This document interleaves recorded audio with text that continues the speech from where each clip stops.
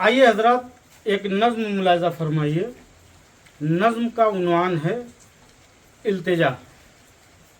नज्म यहाँ से शुरू होती है कि फिर चली आई हो तखय्युल में, रात के आखिरी पहर में तुम, ज़ेब करके गजल का पैराहन, हुस्न पुरकैफ चांदनी जैसे, रूह तक फैली जिसकी शादाबी, इल्तिजा पर मेरी नजर डालो, आज की शब गजल का पैराहन, यूं उतारो कि रात शर्माए, देखते देखते अचानक फिर मेरी नज़मों में तुम समा जाओ।